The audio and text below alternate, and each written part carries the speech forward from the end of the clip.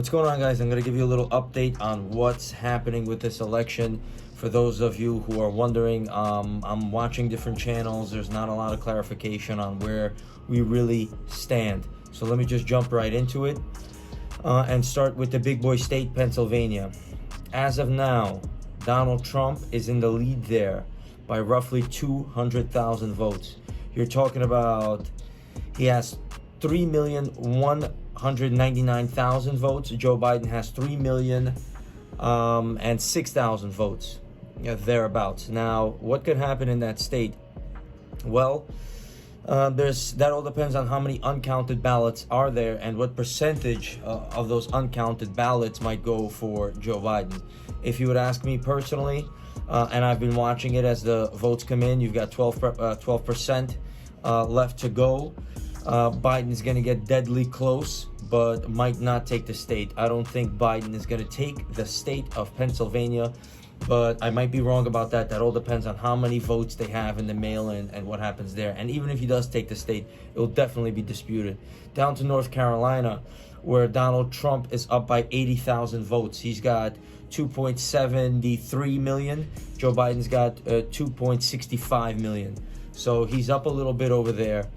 And that's 94% in. I think he might be able to lock down North Carolina without any issue. Same thing for Georgia. He has a very slim lead, but 98% are in. So he's at 2.42 million. And then Joe Biden's at 2.38 million. I don't think there's going to be anything else that they could add to that tally unless there's, again, some big load of outstanding ballots that show up from somewhere we don't know. So let's say Donald Trump takes this all because he's in the lead there and they're almost in. Let's say he takes all three of those states. What does he need to win? Well, he needs to flip either Arizona's results or Nevada has to lean his way, and then he's good. Arizona's results, surprisingly Democratic.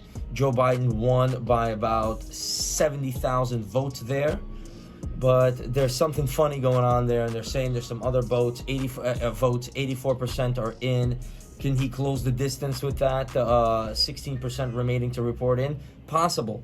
But they're saying not likely because those regions are that are outstanding. Something funny going on over there. But let's just say that stays as it is.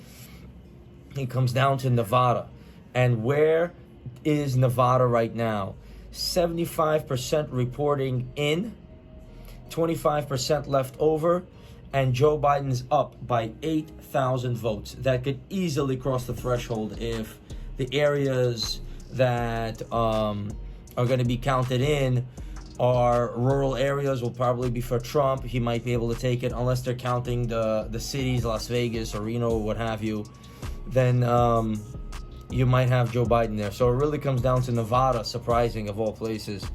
In Wisconsin, Trump is likely going to dispute the results, 20,000 votes away.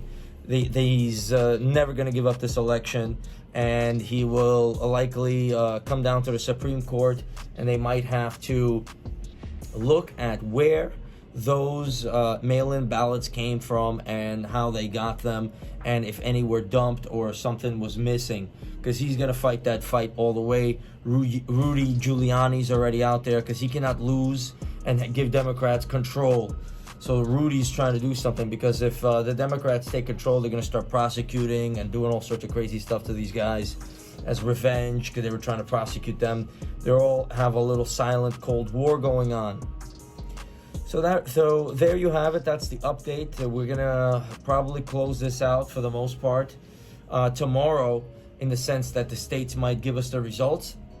And if Nevada and Georgia, North Carolina, and Pennsylvania don't go for Trump, any one of those don't go for Trump, he loses, technically. And then he's going to go to war then we're all going to go crazy and run into the streets and start battling each other, and Democrats stole it. It's going to get ugly. I hope it doesn't get there. I know some of you hate Trump. I know some of you hate Joe Biden.